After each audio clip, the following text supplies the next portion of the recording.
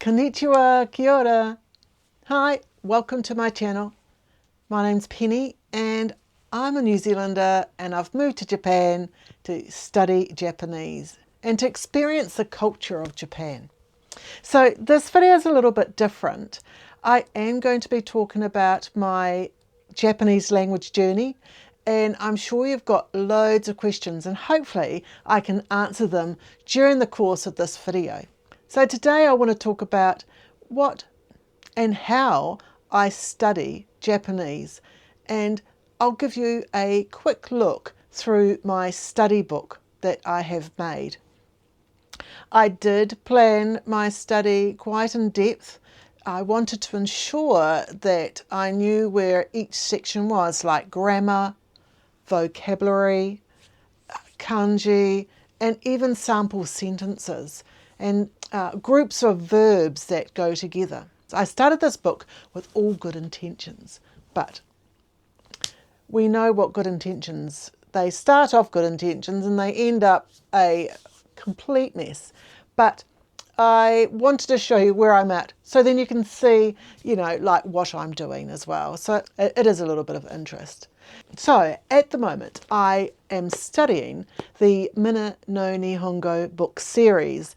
So the Mina no Nihongo, this is the exercise book, this is the vocabulary book, and then you have offshoots of listening practice, another listening practice one, and then we've got the kanji. So this is what I'm studying at the moment in my Japanese language school. Now I can't show you inside these books due to copyright, but there are about 900 to 1,000 vocabulary words that you learn in this book. Now I don't know all of those. I have tried to learn as many as I could. So what I'm doing to review where I'm at is to go to the back of the book. Back of this book, there's actually a section and it lists all the words in alphabetical order. So these are Japanese alphabetical order. So we have a, I, u, e, o, and then ka, ki, ku, ke, ko. So it goes on and it covers the whole alphabet. And that's where it's around the 900 words. And unfortunately I haven't learned all those. But I have started, and on the first couple of pages I have put triangles beside the words that I don't know or don't recognise. And that's given me a bit of encouragement because I recognise words that I don't remember, if you know what I mean. So off the top of the dome, I will be speaking and I don't remember these words. And when I've looked in this book, I've looked and I thought, oh, yep, I know what that one is. So I think a lot of it's to do with confidence.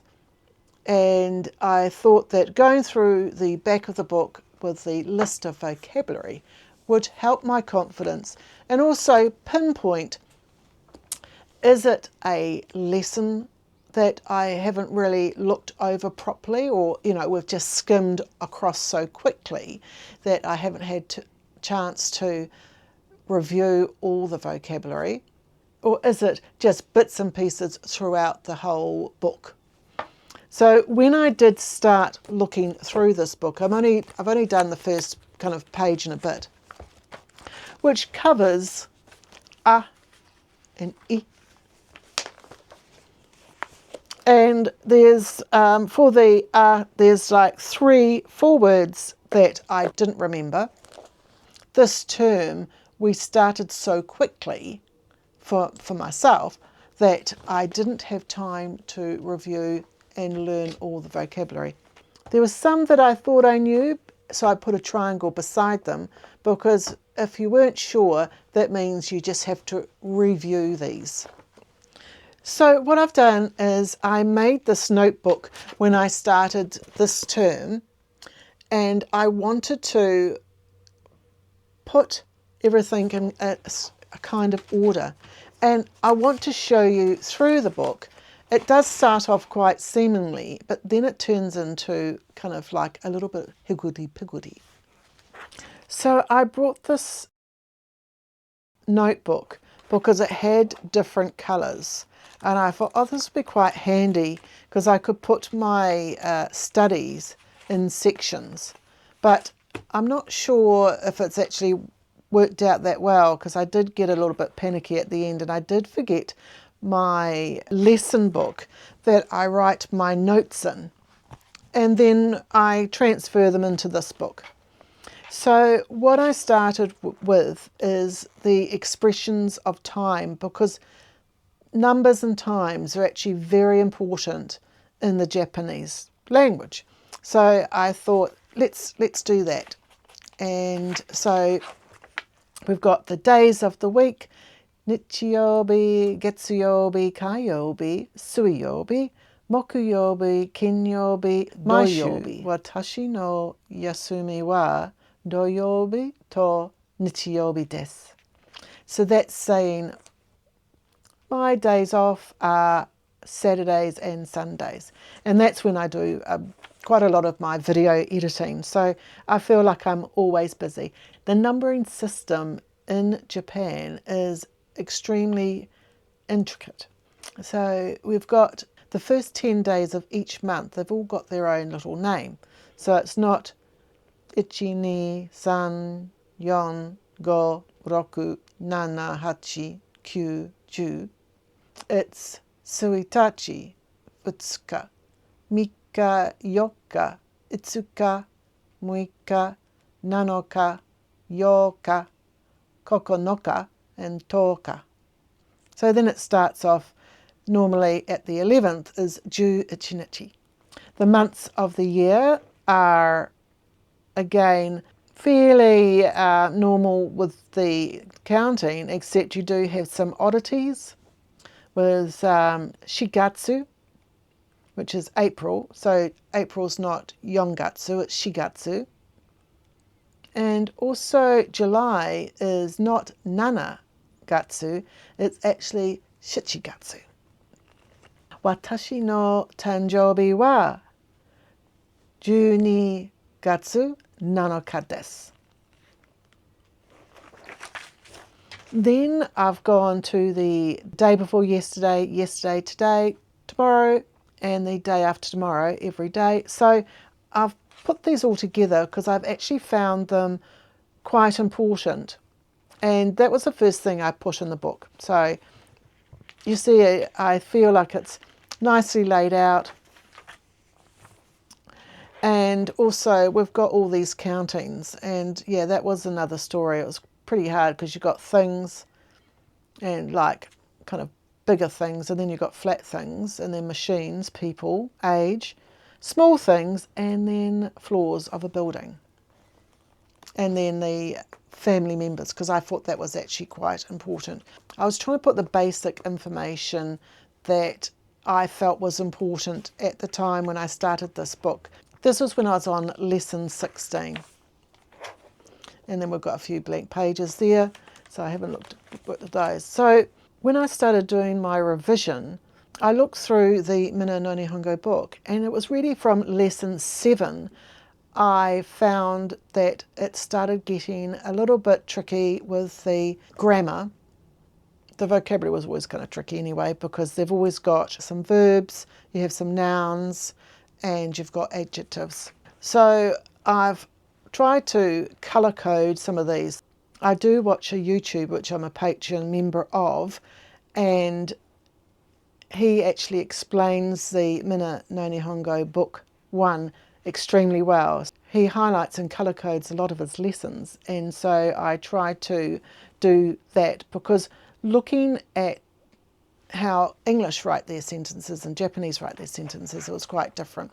So I started doing that with lessons, and you see that there are quite a few lessons I didn't manage to highlight. So it starts going lesson 14, 15, 17, and so I found it quite good, but I think I do have to relook and revise what I'm doing, because over the course of some of these lessons, we changed from being polite all the time to the casual form. And so I wrote out all these ones, and it says whether you use the te form or the nai form or the dictionary form or the ta form. So this page is actually quite important as well. So really, I've written that out a couple of times. And then in Japanese, they do have different groups, and it's group 1, group 2, group 3. It all depends on what group they're in, depending on what they end with in the different forms. So I've written out some of these. And then I forgot my working book, which I write my notes down. I started using this book, so it kind of got all haywire. So written these ones out again, structure sentences. So there's a lot of repeating here. So I think I'm going to buy another book and just write some more notes from lesson 7 through to lesson 25. Now I do have my kanji in here as well, and also I started a new channel, Study With Me, and I do write my studies here. We did have a presentation, so I wrote out my presentation so I could read it. I wrote it out big because sometimes when I'm in front of people I get stage fright. So during my Study With Me lessons, I go through and I'm writing out the kanji. So I've got the question words, how many, how much, why, where, what. And then the particles, I wrote about the particles and what they actually meant, because I was getting I was a little bit confused about the particles, but I feel like I'm understanding the particles a lot better now. But each lesson, they seem to slip in a new particle. Then all of a sudden a particle changes, and when you used it for something, then you use it for something else now. So it got a bit confusing. So yeah. So this is the book that I was writing my notes on, and then it just got completely higgledy-piggledy. So I'm going to get a new book and refocus for the next term. I thought that might be a good idea. I have had other books as well, and I've filled them up and I've thrown them away. So another book where I've just done some writing, vocabulary, writing all the vocabulary out, trying to remember it. So this is from my Study With Me, and you can see I've written a note saying thank you for studying with me. So during my Study With Me YouTube, I just am writing them out, because I feel that writing them out again and again helps with the memory. So I have tried different methods of study. A lot of listening, and when I'm walking to school, I'm listening to vocabulary. I'm trying the writing. So I've also got the Anki app, and I'm using the flashcards. And I've made up some flashcards of my own, and I've put them actually into lessons. So I think it starts from like lesson 15. And just before the test, I put a whole group of words that I couldn't remember in there. So I feel like I'm using different ways of learning to find what suits me best. And to be honest, they're all helping. But unfortunately, I don't know if it's unfortunate, but you know, my memory's not that good. And I just have to keep on doing it. And whether I do it with, whether I listening, repeating and writing, every little bit is helping. I want to speak about the speed of the language school, and I think it's the speed of all language schools. It's not just this one. Like, this one is a medium paced, so it's going really fast for me. 2 lessons, well, yeah, we're covering at least 2 lessons a week plus 10 kanji. And each week we have a kanji test, and then each day we usually have a vocabulary test. There's usually a few words from the list that we're learning. So they do try and make sure that we're learning the words. You know, I'd hate to think what a fast speed Japanese school would be. You know, like if you know Japanese, maybe a fast learning style would be quite good for you, or if you're really quick at remembering stuff. But, you know, anybody a little bit more mature and you're not, you know, you haven't studied for a while, that wouldn't be a good idea. But that's just my opinion. Some people are, you know, they can just pick things up just like that. But I do take a bit longer to remember things. You know, our class size is pretty small. It's a good size, but I don't know if that's a benefit or if it's not, because, you know, if you get some people in your class that are a lot more knowledgeable than you are, they're answering the questions. So it's kind of, it becomes focused around them rather than the quiet ones on the side. Don't get very much talking practice. I want to talk about the emotional side of language still. It can be very difficult. You know, feeling left behind when everyone else is moving forward with their study. You do feel sometimes a little bit inadequate. Some days I feel motivated and some days I feel completely overwhelmed, and I kind of question myself about my journey and was it a good idea? Is it really what I wanted, or is it really what I want now? You know, everybody changes. If we have a goal, you know, we can change it. We don't always have to say, this is my goal and it's not going to change. Goals can change. It's like a whiteboard and you just put your visions on the whiteboard and you throw up stuff that you want to do, and then sometimes, you know, it just doesn't work out. But at the moment, I'm feeling that this is really what I want. I'm enjoying being in Japan and I love learning the language. You know, I struggle and sometimes it's totally frustrating that I can't remember everything. But I look back in April when I'll tell you about the first class because it was quite funny. So we had to introduce ourselves, and the first chapter it's teaching you how to introduce yourself, and it was like Hajime mashite, watashi wa Pennie desu, and I couldn't say the word I can't even say it now. Hajime mashite. Do you know, sometimes it's tricky. Hajime mashite. It's just about like taka dana baba. Sometimes I actually have to see the word Hajime mashite. I've got my daughter behind me. She's laughing at me. Anyway, I couldn't say it. But for the life of me, I still can't say it.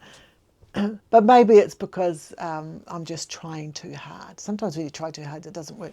Anyway, so I struggled to say it, and for the whole lesson, it was just absolutely dreadful. And it would come round to my turn, and you could see all eyes on me, kind of like thinking, is she going to say it right? And it'd be like, no, she's not. So, yeah.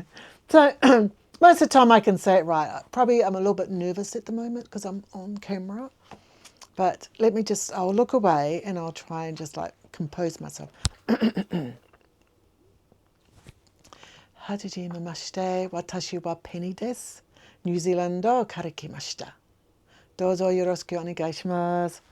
So that was my introduction, and I think I said it kind of okay.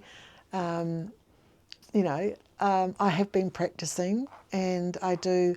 I've got my daughter, she's laughing at me, I tell you, she's laughing at me. So I must have said something not quite right. But, you know, we can't all be clever like her.